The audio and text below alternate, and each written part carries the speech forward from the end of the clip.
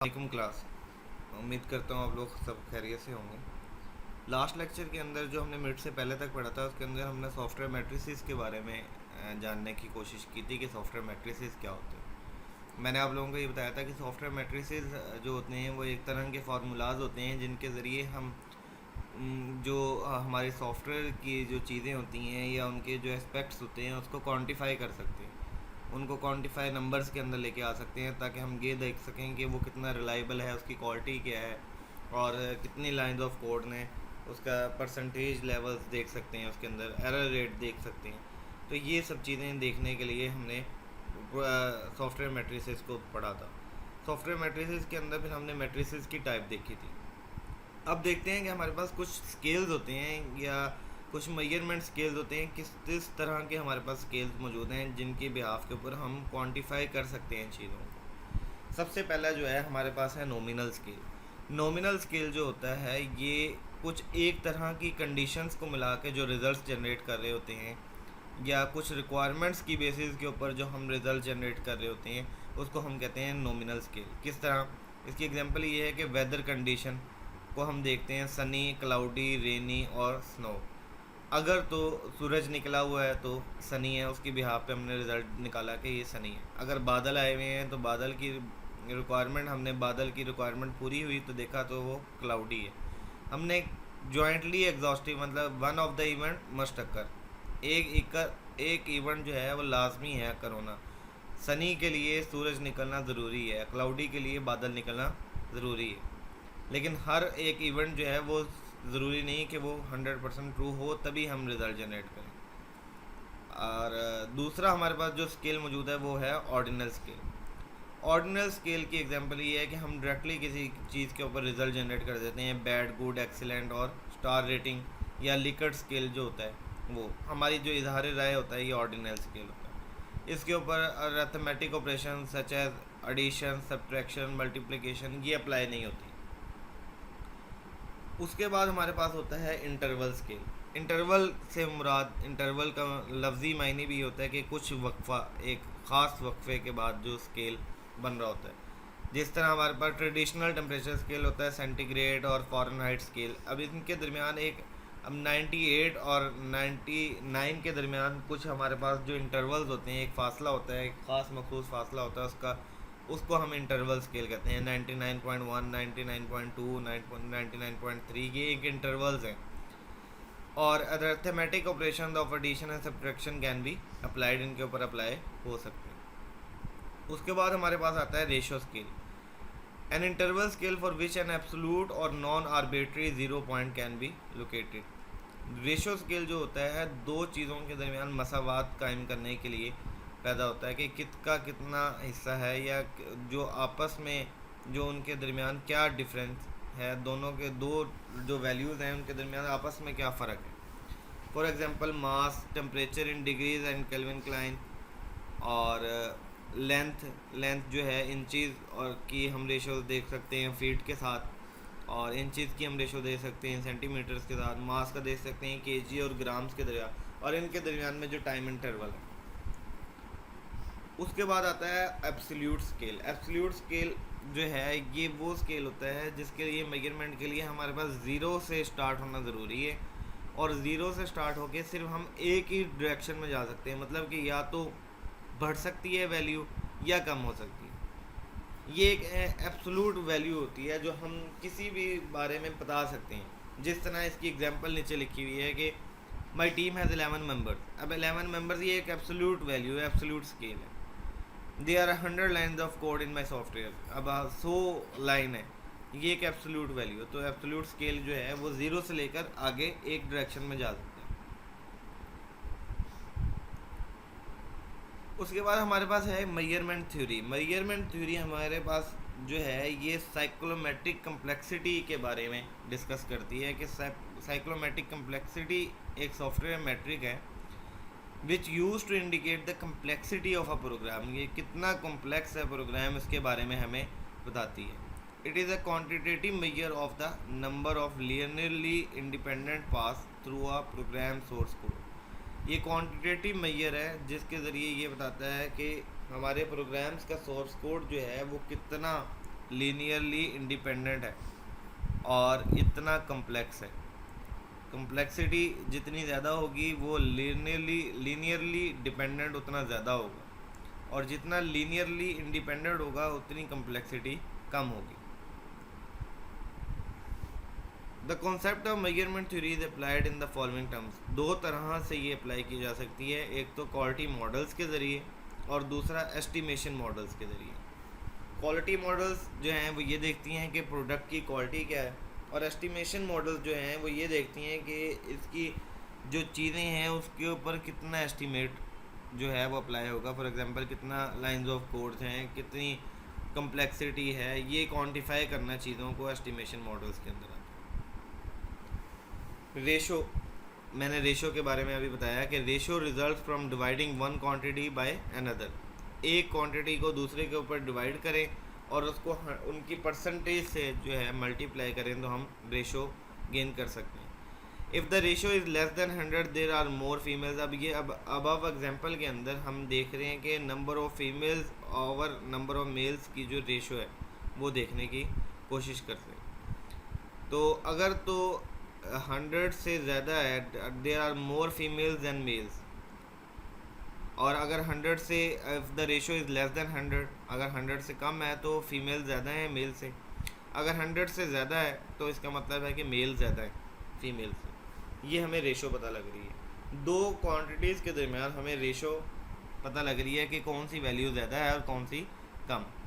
उसके बाद आती है प्रोपोर्शन। प्रोपोर्शन का मतलब होता है कि हिस्से। ये रेशो से बिल्कुल डिफरेंट एक कॉन्सेप्ट है। रेशो के अंदर हम ये देख रहे थे कि दो क्वांटिटीज़ का आपस में क्या फ़र्क है। प्रोपोर्शन के अंदर हम ये देखते हैं कि एक चीज़ है वो कितने हिस्सों में बटी हुई है। फॉर एग्जांपल एक हम एग्जांपल देखते हैं कि a plus B plus C plus D plus E is equal to N है।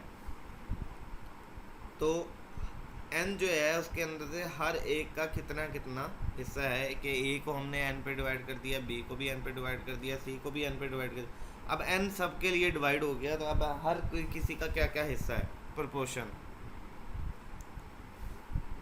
इसी को हम और भी एग्जांपल्स के अंदर दे सकते हैं। The following give the proportion of satisfied customers of the total customer set, के number of satisfied customers divided by total software customer, कि कितने जो हमारे टोटल जो कस्टमर्स थे उनमें से कितने जो हैं वो सेटिस्फाइड हैं। इसको हम सिंपल डिवीजन भी बोल सकते हैं।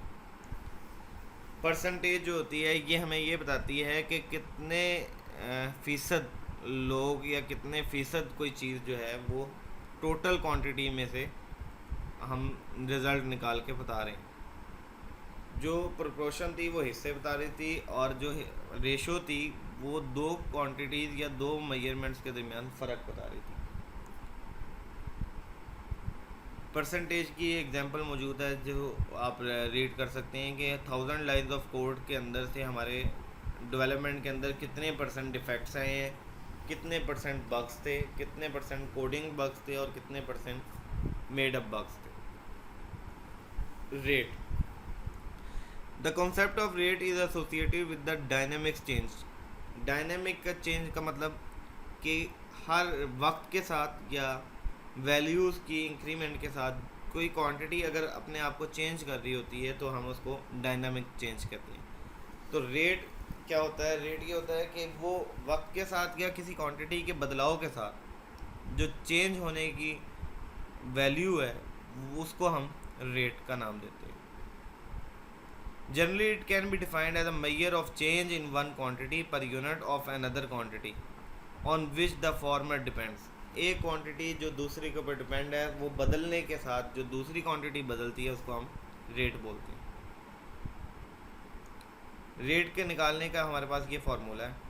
For instance in demography the crude birth rate CBR is defined as B/P multiply by K। B क्या है, live births in a given calendar year, एक साल के अंदर कितनी बर्थ्स हो रही हैं। P is the mid year population, दरमियान में साल के कितनी पॉपुलेशन थी। और K जो है वो कांस्टेंट है जो कि यूजुअली 1000 के बराबर होता है। उसके बाद हमारे पास आता है एक्सपोजर टू रिस्क।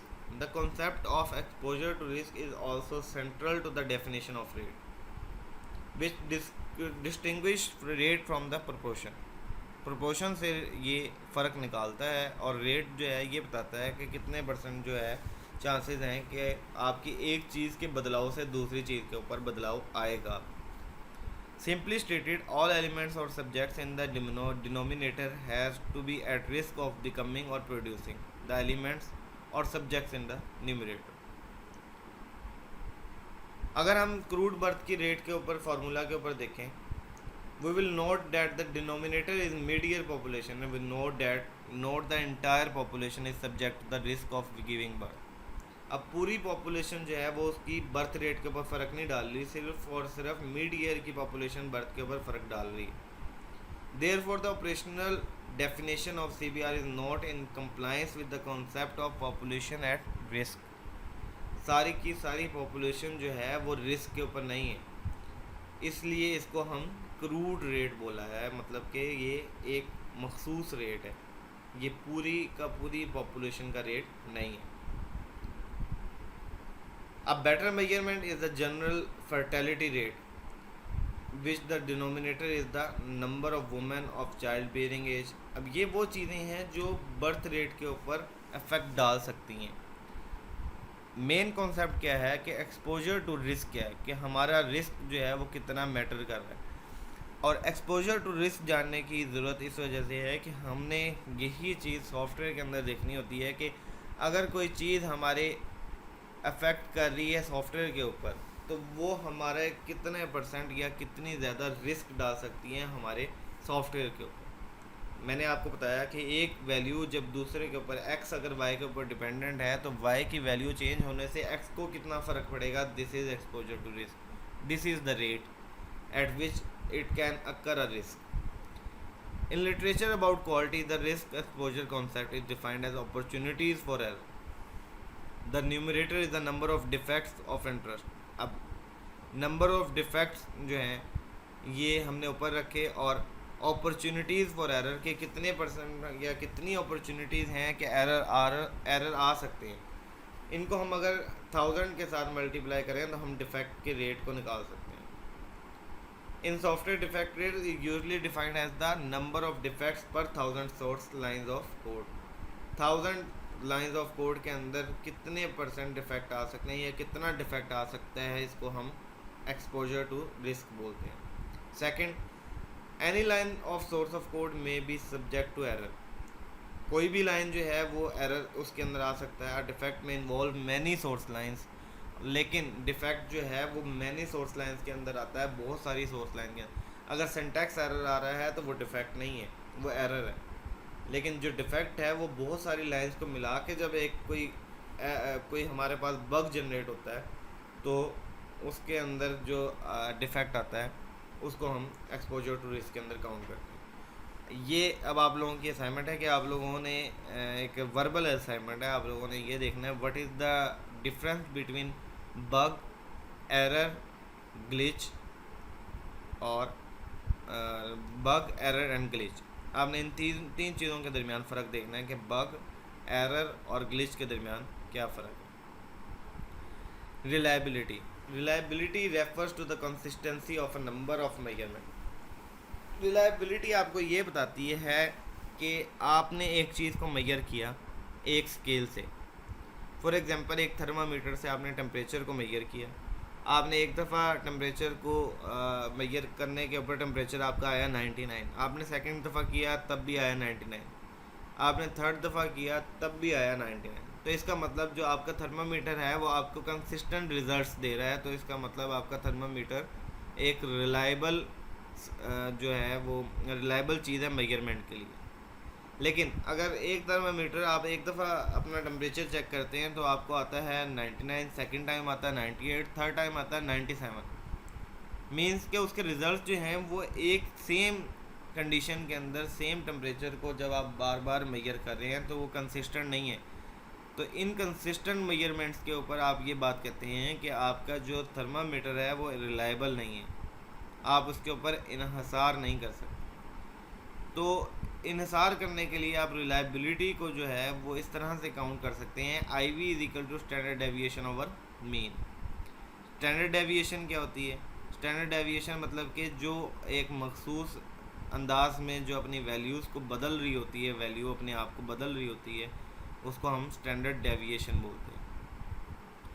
बल्कि जो वेरिएबल जो कंपेयर करके हम निकाल रहे हैं वो उसको हम कहते हैं आईवी, जिसको इंडेक्स ऑफ वेरिएशन बोलते हैं।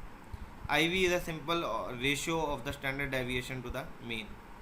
स्टैंडर्ड डेविएशन जो बदलाव आ रहा है वैल्यू के अंदर, उसको स्टैंडर्ड डेविएशन बोलते हैं। मीन क्या है, सारी वैल्यूज़ को मिला के टोटल नंबर ऑफ़ वैल्यूज़ पर डिवाइड करते हैं तो हम मीन निकाल सकते हैं। इस तरह हम रिलायबिलिटी को कैलकुलेट कर सकते हैं। वैलिडिटी, वैलिडिटी क्या होती है? Validity refers to the whether the measurement और metric really measure what we intend to measure. मतलब कि जो हम चीज़ वैल्यू से मेजर करना चाह रहे थे हम वही मेजर कर पा रहे हैं या नहीं कर पा रहे हैं। हम थर्मामीटर से वैल्यू जो है सेंटीग्रेड में लेना चाह रहे थे, हम सेंटीग्रेड में ही वैल्यू ले रहे हैं या फिर हम फ़ारेनहाइट में ले रहे हैं, ये वैलिड नहीं है। अगर हम फ़ारेनहाइट में ले रहे हैं, हम तो लेना ही सेंटीग्रेड में चाहते थे। या एक हमारे पास इंची टेप है या इंच टेप है, अगर हम उसको इंचीज़ के अंदर मेजर करना चाह रहे हैं, उसके ऊपर इंचीज़ का स्केल ही मौजूद नहीं है, वो सिर्फ फीट के अंदर बता रहा है, तो मतलब ये कि वो जो इंच टेप है वो वैलिड नहीं है। वैलिडिटी क्या हुई कि जो चीज़ हम मेजर करना चाह रहे हैं वही चीज़ मेजर कर रहे हैं। अगर तो वही चीज़ मेजर हो रही है तो वो वैलिड है, अगर वो चीज़ मेजर ही नहीं हो पा रही तो वो वैलिडिटी को शो नहीं कर रही, वो इनवैलिड है। ये डायग्राम आपको दिखाती है कि आप रिलायबिलिटी और वैलिडिटी को किस तरह से डिफरेंशिएट कर सकते हैं। पहली डायग्राम के अंदर देखें, लिखा हुआ है रिलायबल बट नॉट वैलिड। आप जो चीज़ मेजर करना चाह रहे थे वो तो मेजर नहीं हो रही, लेकिन एक जैसी हर दफ़ा मेजर हो रही ज़रूर है। कंसिस्टेंट रिजल्ट्स आपके पास आ रहे हैं, कंसिस्टेंट रिजल्ट्स आ रहे हैं तो रिलायबल तो है, लेकिन जो चीज़ मेजर करना चाह रहे थे वो ब्लैक डॉट था, उसके ऊपर कुछ भी नहीं है, तो वैलिड नहीं है। अब दूसरी दफ़ा आपने जब मेजर किया वैलिड है पर रिलायबल नहीं है, हर दफ़ा रिजल्ट्स जो हैं वो अब ब्लैक डॉट के इर्द गिर्द तो आ रहे हैं लेकिन वो रिलायबल नहीं है, हर दफ़ा इनकंसिस्टेंट रिजल्ट्स आपको दे रहे हैं। थर्ड पिक्चर के अंदर आपका वैलिड भी है और रिलायबल भी है, आपके पास रिजल्ट्स जो हैं वो कंसिस्टेंट भी हैं और जो आप मेजर करना चाह रहे थे वो रिजल्ट्स भी मौजूद हैं। ये फ़र्क है रिलायबिलिटी और वैलिडिटी के ज़रिए। आज का लेक्चर यहीं पे मौजूद ख़त्म होता है। इंशाल्लाह नेक्स्ट लेक्चर के अंदर डिस्कशन करेंगे। Thanks lot.